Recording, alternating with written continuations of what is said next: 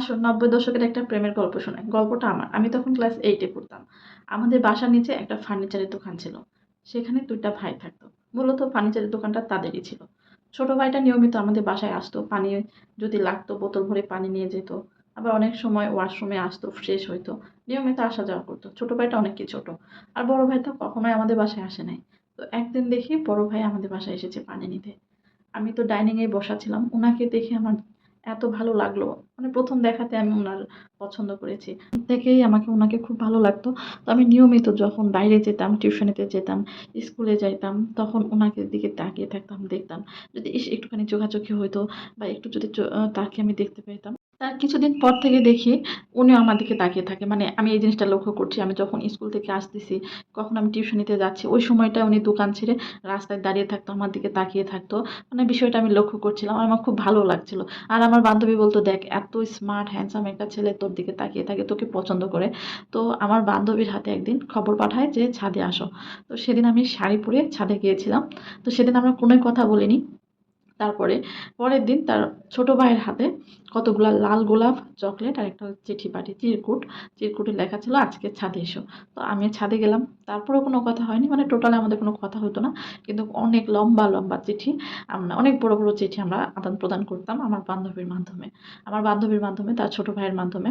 তো অনেক বড়, বড় চিঠি। কিন্তু সামনাসামনি কখনো কথা বলতে পারতাম না। খুব লজ্জা লাগতো। সেও আমার সাথে কখনো কোনো কথা বলত না। তো এইভাবে চললো। চলতে, চলতে আমি ক্লাস 8 থেকে 9, 9 থেকে ক্লাস 10, ক্লাস 10 এ আমার এসএসসি পরীক্ষা হয়। এসএসসি পরীক্ষার পর লম্বা ২ মাস ছুটি। তো ওই সময়টা আমার বড় আপু অনেক অসুস্থ ছিল। তো তার বাসায় আমি গিয়েছিলাম। আর বড় আপুর বাসা গ্রামে থাকাতে মানে ২ মাস আমার হৈ, হৈ রই, রই করে চলে গেছে। আমার এদিকে সবকিছু ভুলে বসে আছি। আমার কিচ্ছু মনে ছিল না। আমি বড় আপুর বাসায় খুব আনন্দ মজা করছিলাম। তো ২ মাস পর ঠিক পরে আমি যখন বাড়িতে আসি, আমার বান্ধবীর হাতে খবর পাঠায় যে, "ছাদে আসো।" ছাদে যাওয়ার পরে সেদিন আমার ফার্স্ট কথা তার সাথে। সে কি সেদিন আমাকে অনেক রাগ করে বলছে, "তুমি কিভাবে পারলে ২ মাস আমাকে না দেখে থাকতে? আমি তো তোমাকে না দেখে পাগল হয়ে যাচ্ছিলাম। খেতে পারছিলাম না, ঘুমাতে পারছিলাম না, হ্যান-ত্যান ইত্যাদি, ইত্যাদি।" তখন শুধু আমি একটা কথাই বললাম, "কেন আমি আমার বোনের বাসায় যেতে পারি না?" তখন বলল, "হ্যাঁ, যেতে পারো।" তো এভাবেই চলছিল। তো এর মধ্যে আমি কলেজে ভর্তি হই। কলেজে ওঠার পরপরই আমার বিভিন্ন জায়গা থেকে বিয়ের প্রস্তাব আসে। তো আমার বাবা ছিল না। তো আমার মা চাচ্ছিল যত তাড়াতাড়ি আমাকে বিয়ে দিতে পারে, তাহলে উনার অনেকটা একটা ঝামেলা মুক্ত হয়ে যাবে। তো এই কারণে উনিও চাচ্ছিল আমার বিয়ে দিতে। আমিও রাজি ছিলাম, কোনো সমস্যা নেই। আমিও চাচ্ছিলাম যে ঠিক আছে, মা যখন পরিবার থেকে বিয়ে দিতে চায় আমি বিয়ে করব। তো এর মধ্যে একটা বিশাল বড় একটা সম্বন্ধ আসে। সেই পরিবারটা অনেক বড়লোক, অনেক টাকা পয়সা। তো আমার পরিবারের মোটামুটি সবাই রাজি যে সেখানে আমার বিয়ে দিবে। তো যেভাবে হোক সে এই খবরটা পায়। তারপরে আমার কলেজে যায়।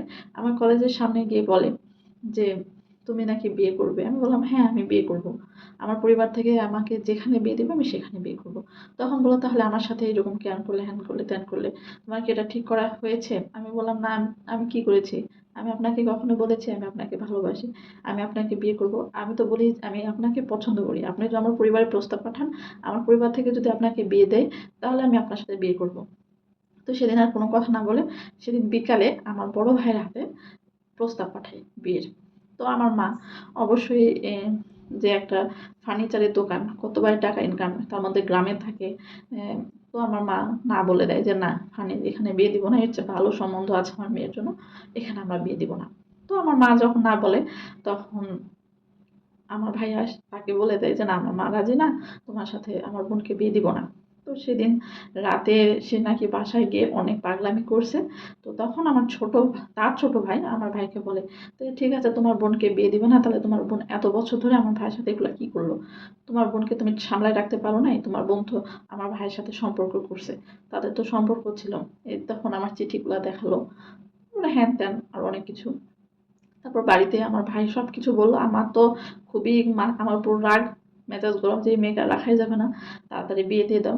তো তো পরবর্তী যদি পার্ট দেখতে চান অবশ্যই কমেন্টে জানাবেন এবং আমার পেজটি লাইক দিয়ে রাখবেন। তাহলে পরবর্তী ভিডিও আপনার সামনে যাবে। তো ভালো থাকবেন। আর আপনারা যদি চান আপনাদের ঘটনাগুলো আমি এভাবে ভিডিও আকারে বলি, তাহলে অবশ্যই আমার মেসেঞ্জারে আপনার গল্পটি শেয়ার করে রাখবেন। সবাই ভালো থাকবেন। আল্লাহ হাফেজ।